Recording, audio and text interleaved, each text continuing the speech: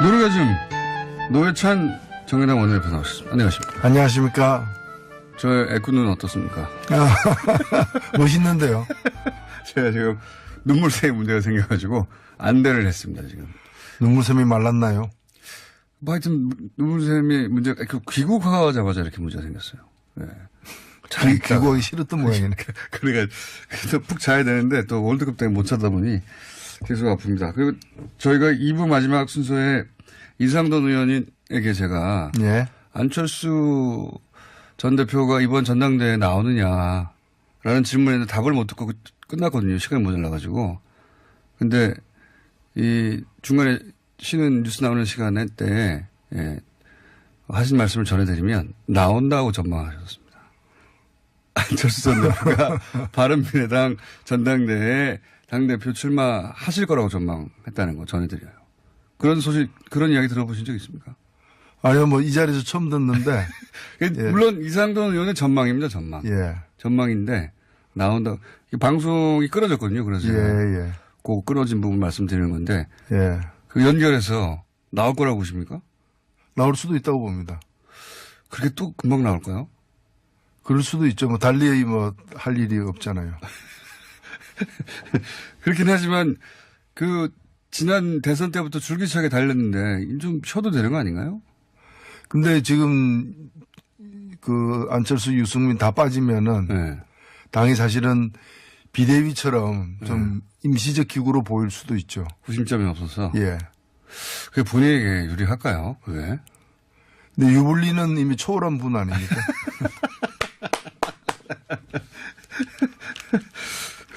모르겠습니다. 그 셈법을 저는 이해가 안 가는 경우가 많아가지고. 근데 그거 안에 행보가 네. 그런 어떤 그렇죠. 일반적인 상식적인 어떤 예상을 벗어난 경우가 많아서 나올 수도 있습니다. 그런데 그렇게 보이는 거죠. 이상돈 의원도 나올 거라고 전망하시더라고요. 그리고 그런 얘기가 있다고 해서 거기 잠깐 했고요. 그 전에 다른 얘기하기 전에 썰전으로 가신 잘 된 거죠? 저한테 잘 됐다고 얘기했잖아요. 잘 된 겁니다. 생각해보니까. 예. 썰전으로 가시면 뉴스공장 소홀히 하시는 거 아닙니까, 이제? 아니죠. 뭐 저녁에 배드민턴 친다고 해가지고 조기 축구 안 하는 건 아니니까요. 그럼 저희는 조기 축구로. 거기 일주일에 한 번이니까요. 예. 유시민, 작가는 왜 관둔답니까? 혹시 들어보셨어요? 예, 뭐 본인이 직접 밝힌 바들도 있고요. 네. 그리고 이제 한 2년 하니까 이제 좀 같은 얘기 자꾸 나오고 이제 뭐 그런 측면도 있다고 이제 얘기하더라고요. 본인의 몸값을 키우기 위해서 잠시 사라지는 겁니까? 어쨌든 썰전이라고 하는 대표적인 시사 토크 쇼를 맡게 된 걸 축하드리고요. 예. 제가 맡은 건 아니고요. 맡으신 예, 거죠. 그게 이제 일주일에 한 번씩 나가는 거죠. 기대가 큽니다. 네. 잘못하시면 금방 잘리겠죠, 뭐. 네. 그런데 좋은 소식만 있는 게 아니에요. 어제인가요? 갑자기 허익범 특검팀 발 뉴스라고 채널A에서, 거의 그 뉴스 보도로는 의원님, 이 5천만 원 정도 받은 걸로 나오던데요. 그건 아니고요. 예. 제가 그 취재한 기자한테도 확실하게 얘기를 했고 또 어저께도 제가 뭐 다른 언론사에다도 얘기를 했는데 그쪽으로부터 불법 정치자금 받은 적이 없습니다. 그러니까 돈을 받은 적이 한 푼도 없으신 거 아니에요? 예. 네. 그 언론 보도로는 의원님 사모님하고 그리고 운전기사에게 각각 합의 5천 정도 줬다. 보도에는 저한테도 준 걸로 돼 있어요. 아, 그런가요? 예. 저는 그래서 받으신 거 아니에요? 혹시? 받을 관계도 아니고 돈을 주고 받을 관계도 아니고요. 네. 예, 받은 적이 그럼 없어요. 왜 이런 뉴스가 튀어나온 거예요? 이게 제가 궁금한 게 그거예요. 썰전한다고 그러는 거 아닙니까, 혹시? 블랙하우스 측에서 퍼뜨렸나? 왜 이게 뜬금없이 메인 뉴스에. 뜬금없는 건 아니고 저도 이번 이 드루킹 사건 때문에 알게 됐지만은 작년에 이걸로 그 내부가 네. 검찰이 조사를 받은 적이 있나 봐요. 그거 받았다는 것도 이번에 보도돼서 알은 거죠. 아. 그래서 거기서 무혐의 종결된 건데 경공모 모임 내부에서 예를 들어서 노회찬 의원에게 돈을 줘서 뭐 이런 계획이 있었나 봐요. 자기들끼리. 그럼? 그래서 모금을 해가지고 주려고 했는데 법률적 문제 때문에 안 줬다라고 이렇게 돼 있어요. 아. 돼 있는데 하여튼 그 과정 때문에 의혹을 받아가 조사를 받아서 무혐의 종결 처분된 것으로 알고 있는데 그게 다시 지금 또 이렇게 뉴스로 떠오른 거죠. 아니 그러면 의원님은 아예 그런 일이 있었다는 사실 그걸 자체도 이번에 알았던 거죠. 그 사실 자체도 몰랐던 거 아닙니까? 예. 그러니까 돈이 왔다가 돌아간 게 아니라 돈을 줘야 되겠다는 자기들끼리의 계획이 있었다는 것조차도 모르셨던 내용인데 이번에 처음 알았어요. 이번 뉴스로 처음 아신 거예요? 처음 알았죠. 황당하네요. 예. 그러면 이거는 자기들끼리 돈 줄 계획이 있었는데 무산된 거지. 아니 근데 그 내막이 이제 더 아마 본인들이 진술이 나오겠죠. 채널A에서는 마치 돈이 건네진 것처럼 그런 정황이 있는 것처럼 의혹이 있다라고 이렇게 얘기를 됐는데 거기에 대해서 저한테 확인을 하길래 제가 명확한 입장을 말했습니다. 근데 의원님이 명확한 입장은 잘 보도가 안 됐던데요. 그렇군요. 자기들끼리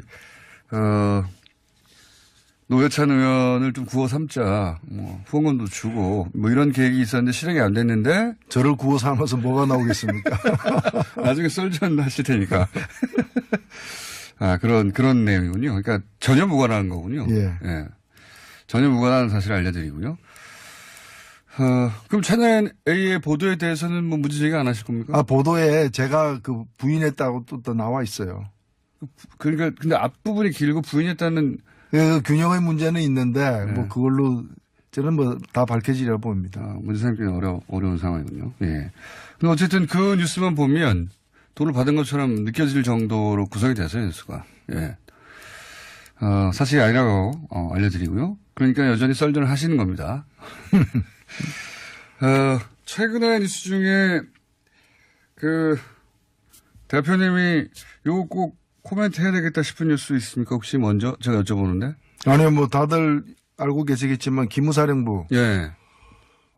세월호 가족들. 그건 정말 상상 못했습니다. 아니 그래서 참 이게 납득할 수 없는 게 기무사령부란 것은 그 우리 군의 어떤 기밀을 유지하고 보안을 갖다가 단속하는 예. 주로 이제 군인과 접촉하는 사람들 대상으로 하는 이 전문 수사기관인데 정보기관이고 여기서 세월호 그 중에서도 아직 이 시신을 찾지 못한 실종자 가족, 유가족들에 대해서 성분 조사하고 또 그들이 어떤 뭐 정부로서는 좀 난처한 그러한 이제 문제 제기를 할 때를 대비해 가지고 성분 조사하고 그다음에 그들을 회유할 수 있는 방법 강구 이런 걸 직접 기무사령관이 지시하고 반대 집회 또 정보 제공.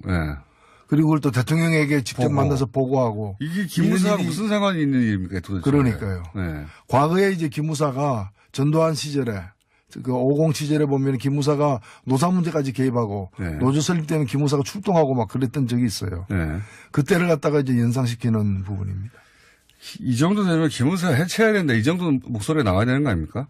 말도 안 되는 거 아닙니까? 이거 말도 안 되는 거죠. 근데 이게 우리가 놀랍지 않은 소식인 것이 뭔가 하면 최근에 대법원, 양승태 대법원. 맞습니다. 대법원 법원 행정처가 유사한 일을 했다는 거 아닙니까? 그러니까요. 더 적극적인 활동을. 대법원, 그러니까 양승태 사법부나 기무사나 국정원이나 비슷한 일을 했더라고요. 관계기관 대책회의를 갖다 서로 열어야 될 처지죠. 맞습니다. 그래서 그 시절에는 다들 그렇게 생각하고 그렇게 사찰하고 살았나 봐요. 이 기관들이. 헌법기관도 그렇고. 최근까지 있었던 일이죠. 박근혜 정부 때 있었던 일이니까. 그러니까요. 불과 2년 전까지. 양승태 대법원장은 작년까지 있었으니까요. 그런 시절을 보냈어요, 우리가. 이런 거 특검해야 되는 거 아닙니까? 검찰이 수사를 갖다 못할 경우에는 특검을 해야 되는데. 지금 검찰이 수사를 하고 있으니까요. 이게 제대로 밝혀질까요? 밝혀져야죠. 이건 있을 수 없는 일이에요. 문건까지 나와가지고, 정말 있을 수 없는 일이고. 이게 이제 국정원 댓글 사건처럼 아주 뿌리를 뽑아야 되는데, 기무사의 세월호 유가족 사찰건은 저희가 계속 관심 가지고 지켜보겠습니다. 말도 안 되는 사건이거든요. 자, 그리고 나서 여의도 얘기 좀 해보자면 개헌 제안은 왜 한 겁니까? 김성태 원내대표가. 왜 한 거라고 보십니까? 뭐 개헌 제안이 할 수 있고 네. 또 개헌이 필요하다는 데 대해서는 다들 공감은 하고 있지만 타이밍상. 예, 이 앞뒤 정황을 보면은 아마도 개혁이었는데 개혁입법이었는데 네. 그래서 지금 전반기 국회, 후반기 국회 구성을 앞두고서 전반기 국회에 대한 좀 성찰을 해볼 때 네. 지난 2년 동안 국회가 제대로 개혁입법 처리한 게 없다는 거죠. 네. 그런데 지금 이제 과반수 정당도 없는 국회의 실정을 볼 때 여러 뜻을 같이 하는 개혁 정당들이 네. 힘을 합해가지고 네.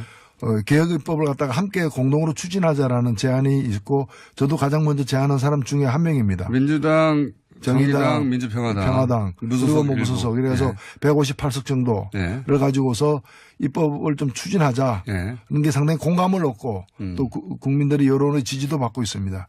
이렇게 되니까 이제 그러면서 이거는 사실 자유한국당이나 바른미래당을 반드시 배제한다는 게 아니라 네. 그쪽도 참여할 뜻이 있으면 들어오라라는 뜻인데 그러면서 압박을 가하는 거죠. 압박을 가하는 건데 그렇게 되니까 이제 몰리니까 여기다 대응하는 차원에서 새로운 전선을 만드는. 새로운 전선으로서 개헌연대 해가지고 자유한국당이 앞장서서 근데 개헌을 제일 망가뜨리는 가장 큰 주범이 자유한국당인데 자유한국당이 개헌 얘기하니까 사람들이 사실은 좀 안 믿기는 거죠. 그러니까 이제 민주당, 평화당, 정의당, 무소속 몇 분 이렇게 하나의 전선을 구축할 것 같으니까 그 전선 근데 그분들이 다 개헌에 관해서는 입장이 좀씩 다르니까 그 전선을 흐트러뜨리기 위한 그런 측면이 있는 거죠. 전략적인 전술적인 제안이다. 이게 먹힐까요? 잘 안 먹히죠. 일단 개혁입법위원회는 당장에 7월 말로 예정된 대법원 3인 후보자에 대한 이제 임명 동의안 처리 문제가 있습니다.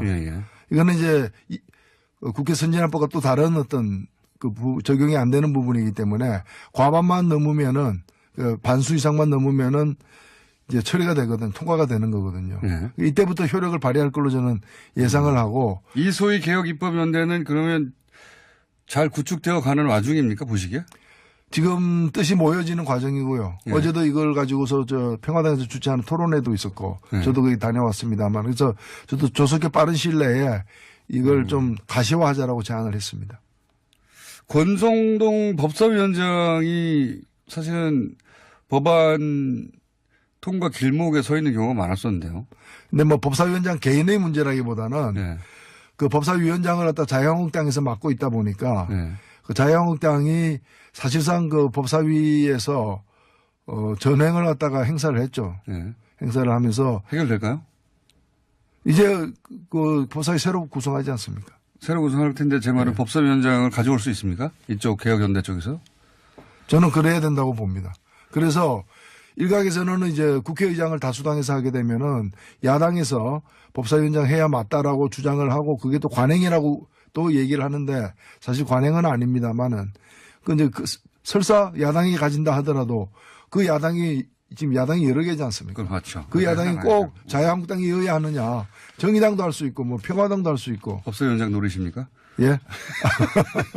제가 뭐 개인의 어떤 욕심은 없습니다. 없는데 그동안에 저도 법사위에 있으면서 보면 법사위는 이게 중요한 체계적 거죠. 모든 상임위원회에서 통과된 법안이 법사위를 거치는데 그렇죠. 그 이유는 법률의 체계와 작구를 심사하라는 것이지 본질적 내용을 심사하라는 게 아닌데도 불구하고 상임위원회에서 여야가 오랜 진통 끝에 합의한 것도 마음에 안 든다고 생각되면 법사위에서 그걸 붙잡아 두는 거예요.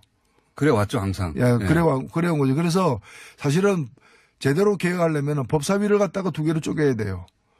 법사위니까 법제와 사법으로 나눠서 대법원, 검찰, 법무부를 다루는 위원회를 따로 해서 일반 상임위처럼 하고 법률의 체계 작구만 심사하는 내용은 손 못 대는 법제위원회를 따로 운영하는 게 맞는 거죠. 이걸 두 개 다 하다 보니까 심지어는 법안 심사만 하는 게 아니라 예를 들면은 뭐 중소기업 벤처부 법안이 올라왔다. 그러면 장관도 출두하거든요. 그럼 그 장관을 놓고서 대정부 질의하는 거예요. 또 법사위에서 예. 모든 사안에 대해서. 예. 법사위 힘이 세죠, 그래서. 예. 예. 그래서 목소리가 높아지는 이거는 거니까 그동안 당하신 게. 권력 남용에 속하는 예. 직권 남용에 속하는 부분이기 때문에 이걸 쪼개든가 아니면은 야당이 하더라도 최소한 자유한국당이 맡았던 시절의 그런 횡포가 반복되지 않는다는 보장을 갖다가 해야 되는 거죠. 정계 개편은 어떻게 될까요? 원래는 지방선거 이후에 그 정계 개편이 크게 신속하게 그다음에 대규모 수준으로 일어날 거라고 늘 전망들을 했었는데 지금 그래서 전망 불구하고 저는 그렇게 전망하지 않았고. 네, 그런 말들이 많았는데 지금은 그 보수야당이 뭐랄까요 정계 개편도 동력과 어떤 비전이 있어야 되는데 동력 자체를 상실할 정도로 아주 크게 그 선거에서 지는 바람에 그런 동력이 잘 안 보입니다. 지금 뭐 정계 개편이 큰 폭으로 일어날 가능성은 당분간은 없다고 봐야 되고요. 뭐 소소하게 몇 사람이 그것도 몇 달 후에 네. 특히 무소속 쪽에서 이동이 있을지는 모르겠습니다. 지금도 그걸 원하는 분들이 계시니까. 그러나 큰 틀의 뭐 통폐합이 조만간 일어날 가능성은 없고 총선 전에 그런 일이 일어날 수는 있어도 지금은 아닌 것 같습니다. 원래 뭐 자유한국당과 바른미래당의 일부 혹은 뭐 탈당파, 복당파 이분들은 가까우니까 그분들을 중심으로 해서 당이 새롭게 재편될 것이다. 뭐 제3지대에서 이런 얘기도 있었고 여러 가지 시나리오가 있었는데 다 물밑으로 가라앉았어요.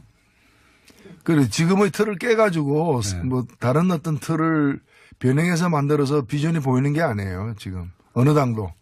그렇기 때문에 현 상태를 유지하면서 조금 숨고르기를 하는 거죠. 총선 전쯤 되면 어떤 모양으로 나올까요? 이게 이제 총선 전쯤 되면 이제 여의도 의원들, 국회의원들의 생명이 걸려있는 일이라 다급해지고, 뭐 극적인 행동들도 하지 않습니까? 해체 모의도 하기도 하고.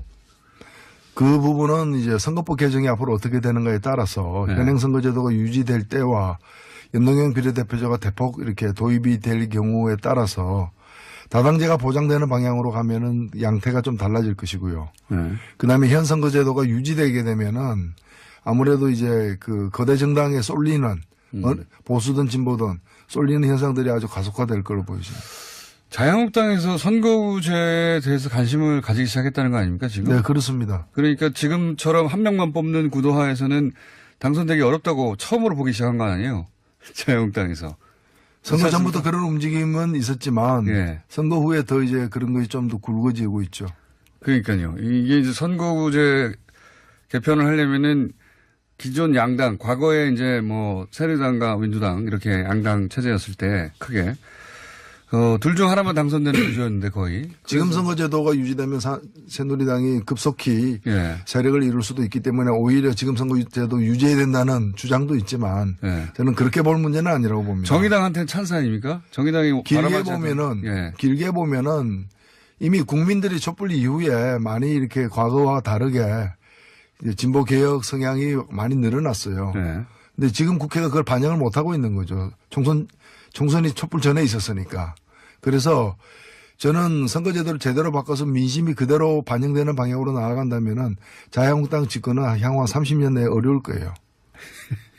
저는 그렇게 보기 때문에. 선거구제가. 선거제도가 국민을 믿고, 민심이 100% 그대로 반영되는 선거제도로 바꾸는 것이 정답이라고 봅니다. 그렇게 되면 지금 정의당 같은 경우에는 10% 정도. 그렇죠. 10% 30석 얻어야 마땅하죠. 30석 정도 얻을 수 있는. 그렇게 되는 거죠. 그리고 자유한국당은 그러면 50석 정도 되는 정당이 되는 거고요. 그렇게 되면은 총선 한두 번만 더 하게 되면 뭐 민주당이 집권당이라면 정의당이 제1야당이 되는 그런 상황이 훨씬 당겨질 수 있습니다. 가능할까요? 제 말은 선거구제 개편이 정말로 가능할까요? 이거는 정의당 입장에서는 아주 오랜 세월 원해왔던 건데. 지금 정의당만 원하는 것이 아니라. 그러니까요. 지금 처음으로 자유한국당 보수 진영까지도. 보수 일당이 원하기 시작한 거 아니고 처음으로. 네, 보수 정당들까지도. 웬일입니까? 그만큼 작아졌다는 거죠. 그러니까요. 파이가 작아졌다고 생각해서. 이게 이 정의당과 자유한국당이 선거구제에 있어서 입장을 유사하게 갖기 시작한 최초 아닙니까, 지금이?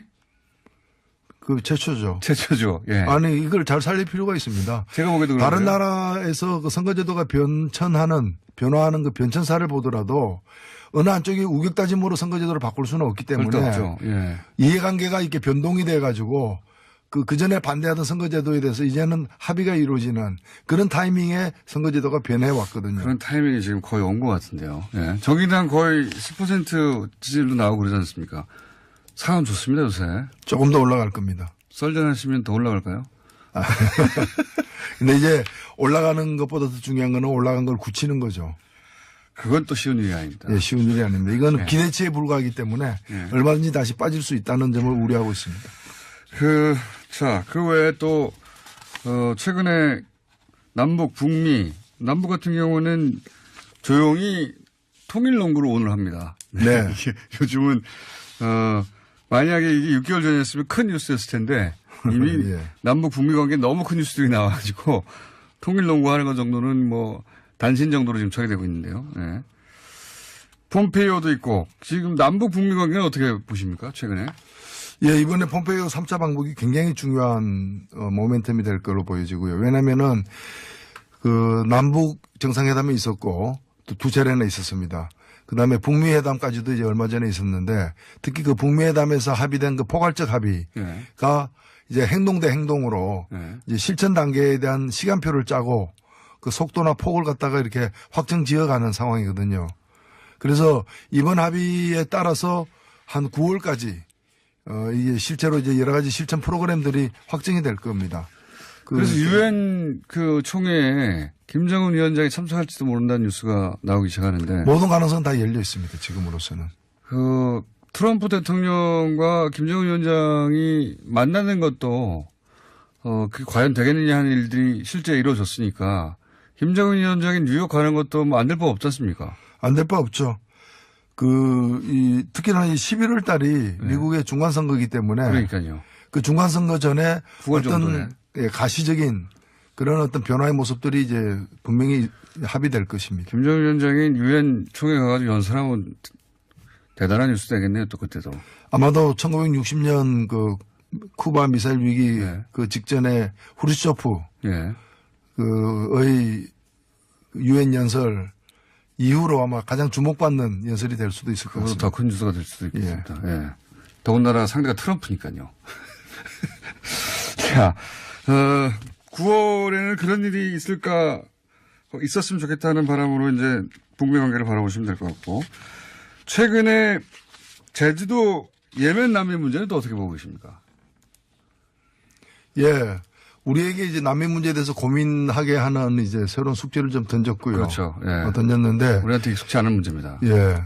그 자체로는 우리가 사실은 오랫동안 네. 굉장히 오랫동안 난민 문제에 대해서 굉장히 이제 그 인색한 경직된 태도를 보여오다가 전 세계에서 가장 인정 비율이 낮아요. 예, 인증 비율이 낮았는데 지금은 좀 많이 이렇게 개선되고 있는 상황이고요.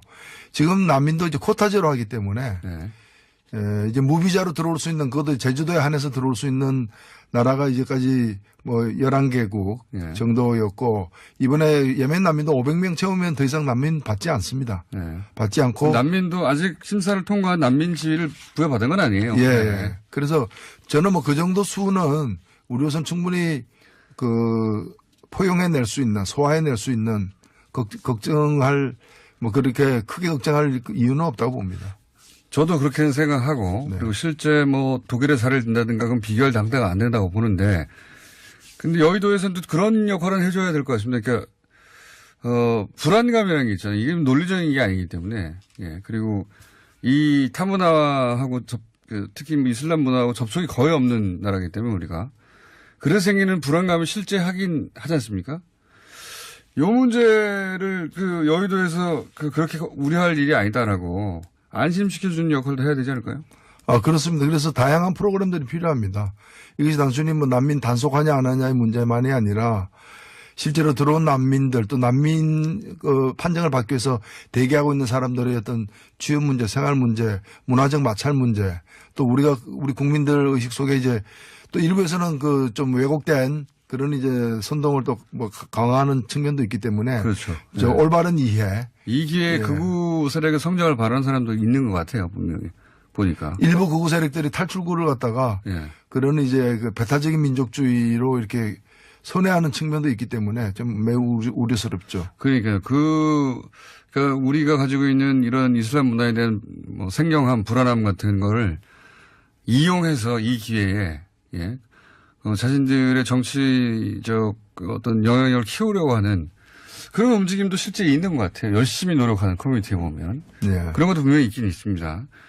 그 그러니까 합리적인 우려도 분명히 존재하지만 그 우려를 이제 여러 가지 가짜뉴스 증폭시키는 세력도 분명히 존재하는 것 같고 거기에 대해서 여의도에서 좀 그렇게까지 갈 건 아니다라고 예, 이게 해줘야 민감한 되는데. 문제이기 때문에 예. 각 정당들이 좀 여론만 의식할 것이 아니라 제 말이 그겁니다. 예, 여론만 의식할 것이 아니라 무서워서 말을 안 하는 것 같아요. 네. 그게 이제 뭐 이 여러 사안에서 그런 문제들이 있는데 좀 특히나 이제 난민 문제 같은 거는 앞으로 이제 우리가 더 개방적인 국가로 갈수록 또 국제사회가 더 이렇게 개방화될수록 더 많이 부닥칠 수밖에 없는 문제입니다. 문제고, 그러니까요. 예. 그래서 좀 그 사회적 합의를 이룰 만한 기준이나 그런 가치를 마련해야 되는데 여의도가 너무 조용해요. 무서워서 그런 것 같아요. 그 다문화 사회로 가는 어떤 연착륙의 길을 갖다가 정교하게 설계하고 집행하는데 정치권이 더 책임있게 나서야 된다고 생각합니다. 그러니까 제가 보기에는 그 초반에 워낙 부정적인 뭐 온라인상에서의 게시물들 이런 걸 보고 여의도도 위축된 게 아닌가. 그런 면이 있습니다. 그렇죠. 예. 말 잘못했다 큰일 나겠다. 네. 이런. 그래서 대표님이라도 말씀을 좀 계속 해주셨으면 좋겠습니다. 예, 뭐 정의당이 진보정당답게 적극적으로 임하겠습니다. 조심해서 잘하십시오. 예. 둘 다 잘하겠습니다. 그러니까요. 썰전 좀 맡으신 마당에 예. 조심해서 잘하시고 특검 쪽에서 이상한 뉴스도 많이 나는 마당에 조심해서 잘하시고 예. 월드컵도 하는 마당에 축구 보십니까? 아, 예, 열심히 보고 있습니다. 어디가 우승할 거라고 알고 보십니까? 예. 어디가 우승할 거라고 보십니까? 아, 알고는 있는데 비밀입니다. 저는 이번 월드컵은 전혀 우승해본 적이 없는 나라들 있지 않습니까? 벨기에나 막 우루과이나 이런 나라들이 좀 우승했으면 좋겠습니다. 저는. 그럴 가능성도 있습니다. 그랬으면 좋겠어요. 예. 월드컵도 좀 새로운 바람이 불어. 맨날 우승하는 데만 우승하고. 오래된 강호들이 다 이제 물러나고 있는 상황이니까 몇 나라 빼고는 그럴 그 가능성도 있죠. 자, 월드컵 우승국은 제가 몰래 듣고 내일 알려드릴게요. 네, 지금까지 썰전을 녹화하셨습니까? 첫 번째? 네, 월요일 날 했습니다. 이번 목요일 날 처음 네. 나오는 거죠? 예. 아, 하필이면 또 블랙하우스 다시 시작하는 날하고 겹치네요. 아, 그렇습니까? 미리 말씀해 주시죠. 정의당 노회찬 원내대표였습니다. 감사합니다. 네, 감사합니다. 유시민 작가는 왜 관둔답니까? 혹시 들어보셨어요? 예, 뭐 본인이 직접 밝힌 바들도 있고요. 네. 그리고 이제 한 2년 하니까 이제 좀 같은 얘기 자꾸 나오고 이제 뭐 그런 측면도 있다고 이제 얘기하더라고요. 본인의 몸값을 키우기 위해서 잠시 사라지는 겁니까? 어쨌든 썰전이라고 하는 대표적인 시사 토크 쇼를 맡게 되신 걸 축하드리고요. 예. 제가 맡은 건 아니고요. 맡으신 거죠. 그게 이제 일주일에 한 번씩 나가는 거죠. 기대가 큽니다. 네. 잘못하시면 금방 잘리겠죠. 뭐. 네. 그런데 좋은 소식만 있는 게 아니에요. 어제인가요? 갑자기 허익범 특검팀 발 뉴스라고 채널A에서, 거의 그 뉴스 보도로는 의원님, 이 5천만 원 정도 받은 걸로 나오던데요. 그건 아니고요. 네. 제가 그 취재한 기자한테도 확실하게 얘기를 했고 또 어저께도 제가 뭐 다른 언론사에다도 얘기를 했는데 그쪽으로부터 불법 정치자금 받은 적이 없습니다.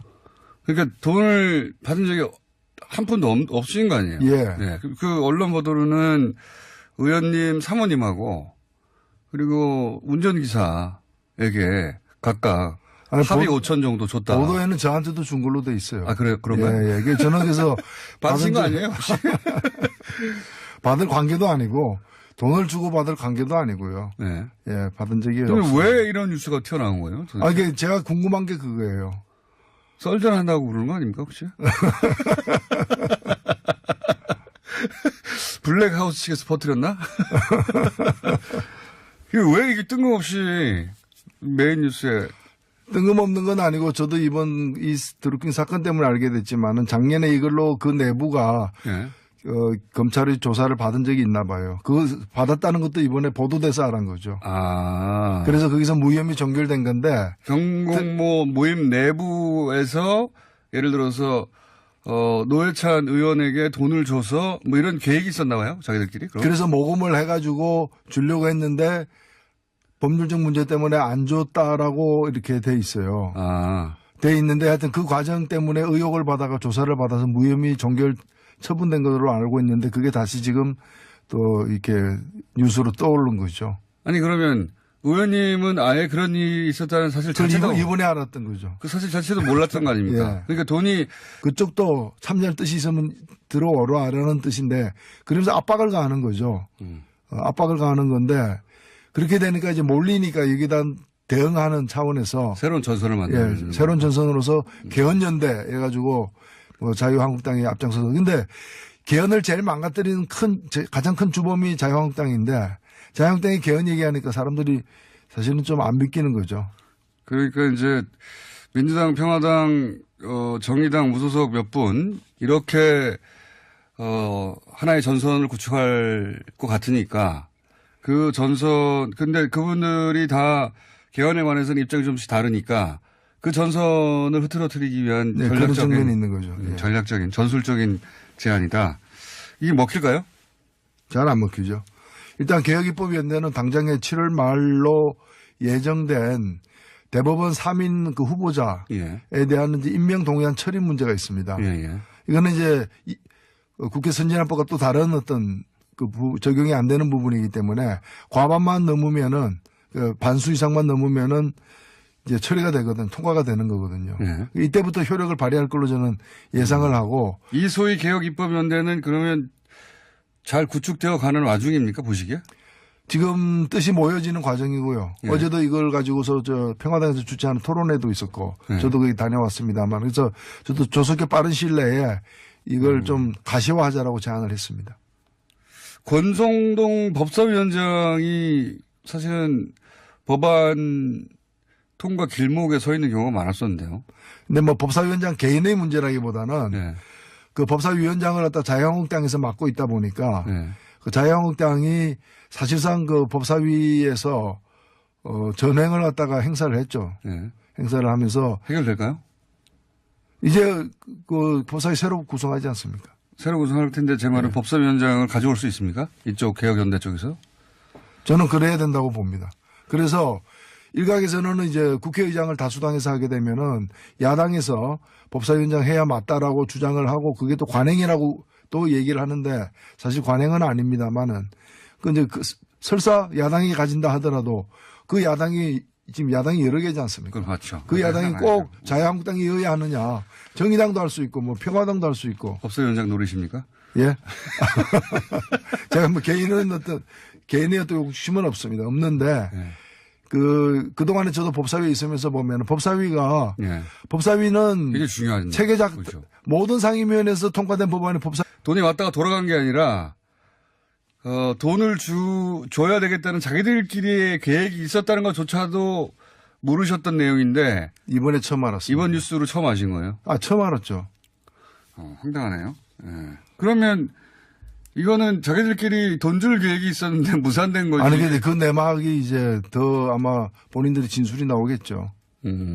채널A에서는 마치 돈이 건네진 것처럼 그런 정황이 있는 것처럼 의혹이 있다라고 이렇게 얘기를 됐는데 거기에 대해서 저한테 확인을 하길래 제가 명확한 입장을 말했습니다.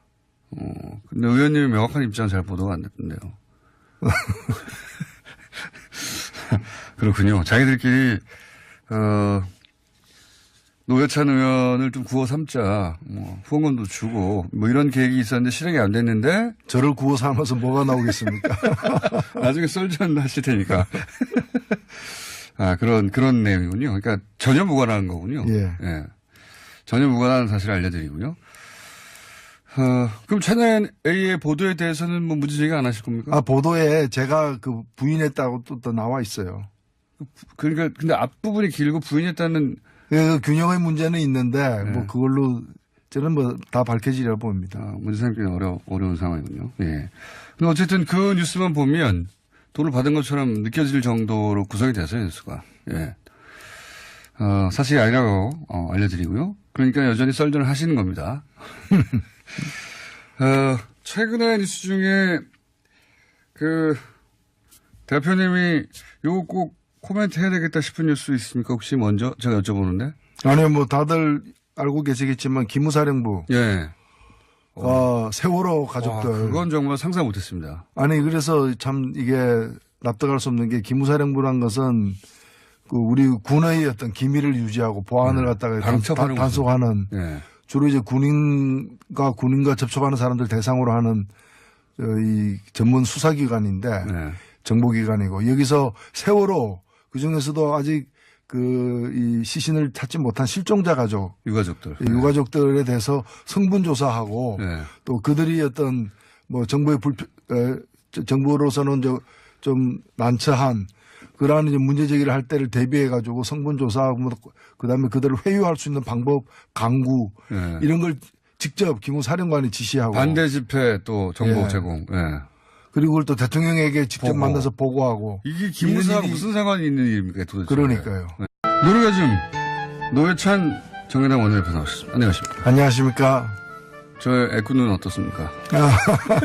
멋있는데요. 제가 지금 눈물샘에 문제가 생겨가지고 안대를 했습니다 지금. 눈물샘이 말랐나요? 뭐 하여튼 눈물샘이 문제가 귀국하자마자 이렇게 문제가 생겼어요. 네. 귀국하기 싫었던 모양이네.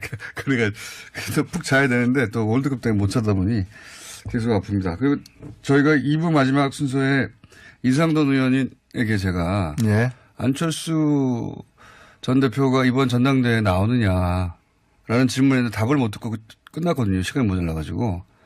근데 이 중간에 쉬는 뉴스 나오는 시간에 때 하신 말씀을 전해드리면 나온다고 전망하셨습니다.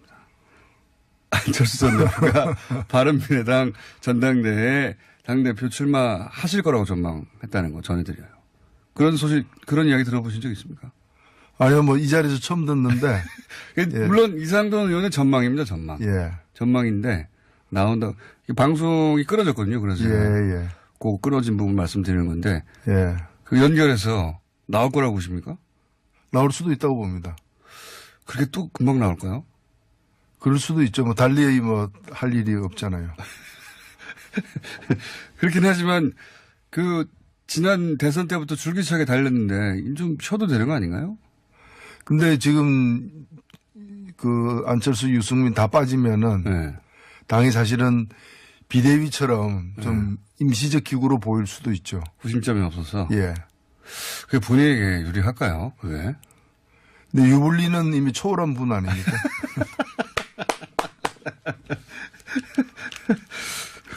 모르겠습니다. 그 셈법을 저는 이해가 안 가는 경우가 많아가지고. 근데 그간의 행보가 그런 어떤 일반적인 상식적인 어떤 예상을 벗어난 경우가 많아서 나올 수도 있습니다. 그런데 그렇게 보이는 거죠. 이상돈 의원도 나올 거라고 전망하시더라고요. 그리고 그런 얘기가 있다고 해서 거기 잠깐 했고요. 그 전에 다른 얘기하기 전에 썰전으로 가신 잘 된 거죠? 저한테 잘 됐다고 얘기했잖아요. 잘 된 겁니다. 생각해 보니까. 썰전으로 가시면 뉴스공장 소홀히 하시는 거 아닙니까 이제? 아니죠. 뭐 저녁에 배드민턴 친다고 해가지고 조기 축구 안 하는 건 아니니까요. 그럼 저희는 조기 축구로. 거기 일주일에 한 번이니까요. 과거에 이제 기무사가 전두환 시절에 그 50 시절에 보면 기무사가 노사 문제까지 개입하고 노조 설립 때문에 기무사가 출동하고 막 그랬던 적이 있어요. 그때를 갖다가 이제 연상시키는 부분입니다. 이 정도 되면 기무사 해체해야 된다. 이 정도 목소리가 나와야 되는 거 아닙니까? 말도 안 되는 거 아닙니까? 이거 말도 안 되는 거죠. 근데 이게 우리가 놀랍지 않은 소식인 것이 뭔가 하면 최근에 대법원, 양승태 대법원. 맞습니다. 대법원 법원 행정처가 유사한 일을 했다는 거 아닙니까? 그러니까요. 더 적극적인 활동을 대법원 그러니까 양승태 사법부나 기무사나 국정원이나 비슷한 일을 했더라고요. 관계기관 대책회의를 갖다 서로 열어야 될 처지죠. 맞습니다. 그래서 그 시절에는 다들 그렇게 생각하고 그렇게 사찰하고 살았나 봐요. 이 기관들이. 헌법기관도 그렇고. 최근까지 있었던 일이죠. 박근혜 정부 때 있었던 일이니까. 그러니까요. 불과 2년 전까지. 양승태 대법원장은 작년까지 있었으니까요. 네. 그런 시절을 보냈어요, 우리가. 예. 이런 거 특검해야 되는 거 아닙니까? 검찰이 수사를 갖다 못할 경우에는 특검을 해야 되는데. 네. 지금 검찰이 수사를 하고 있으니까요. 이게 제대로 밝혀질까요? 밝혀져야죠. 이건 있을 수 없는 일이에요. 문건까지 나와가지고, 예. 정말 있을 수 없는 일이고. 이게 이제 국정원 댓글 사건처럼 아주 뿌리를 뽑아야 되는데, 기무사의 세월호 유가족 사찰건은 저희가 계속 관심 가지고 지켜보겠습니다. 말도 안 되는 사건이거든요. 자, 그리고 나서 여의도 얘기 좀 해보자면, 개헌 제안은 왜 한 겁니까? 김성태 원내대표가. 왜 한 거라고 보십니까? 뭐 개헌 제안이 할 수 있고 네. 또 개헌이 필요하다는 데 대해서는 다들 공감은 하고 있지만 타이밍상. 예, 이 앞뒤 정황을 보면은 아마도 개혁입법이었는데 네. 그래서 지금 전반기 국회, 후반기 국회 구성을 앞두고서 전반기 국회에 대한 좀 성찰을 해볼 때 네. 지난 2년 동안 국회가 제대로 개혁입법 처리한 게 없다는 거죠. 네. 그런데 지금 이제 과반수 정당도 없는 국회의 실정을 볼 때 여러 뜻을 같이 하는 개혁 정당들이 네. 힘을 합해가지고 네. 개혁입법을 갖다가 함께 공동으로 추진하자라는 제안이 있고 저도 가장 먼저 제안한 사람 중에 한 명입니다. 민주당, 정의당, 민주평화당, 평화당, 그리고 뭐 무소속 이래서 네. 158석 정도를 네. 가지고서 입법을 좀 추진하자. 네. 그런 게 상당히 공감을 얻고 또 국민들의 여론의 지지도 받고 있습니다. 이렇게 되니까 이제 그러면서 이거는 사실 자유한국당이나 바른미래당을 반드시 배제한다는 게 아니라 네.